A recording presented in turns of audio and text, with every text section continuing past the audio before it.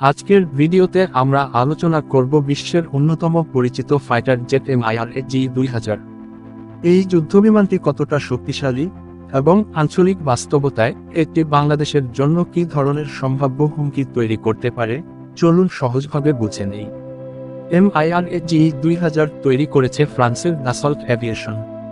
এটি একটি single engine multirole fighter jet, যা মূলত আকাশযুদ্ধ, ভূমিতে আঘাত এবং নির্ভুল স্ট্রাইক মিশনের জন্য ব্যবহৃত হয়।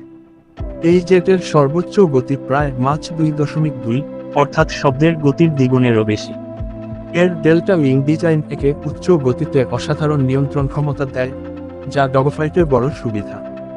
MIRAG-2000 এর সবচেয়ে বড় শক্তি হল এর অ্যাডভান্সড রাডার সিস্টেম।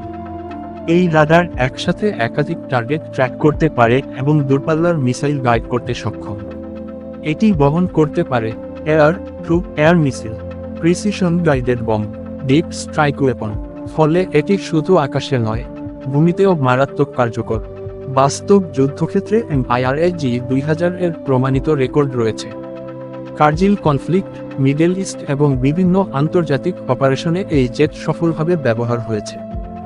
এখন প্রশ্ন আসে, ডানি ইশারা করা উল্টো হাতের তর্জনী বাংলাদেশের জন্য MIRAG-2000 কী ধরনের হুমকি তৈরি করতে পারে? প্রথমত, যদি কোনো প্রতিপক্ষ দেশ MIRAG-2000 ব্যবহার করে, তাহলে তারা দূর থেকে আকাশসীমা পর্যবেক্ষণ ও দ্রুত স্ট্রাইক চালানোর সক্ষমতা পায়। দ্বিতীয়ত, এর হাই স্পিড পেনেট্রেশন ক্যাপাবিলিটি বাংলাদেশের মতো ঘনবসতিপূর্ণ এলাকায় দ্রুত প্রবেশ ও বেরিয়ে যাওয়ার সম্ভাবনা তৈরি করে।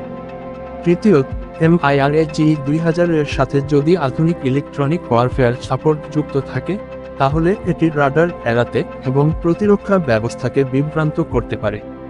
তবে গুরুত্বপূর্ণ বিষয় হল, বাংলাদেশ সম্পূর্ণভাবে প্রতিরক্ষাহীন নয়।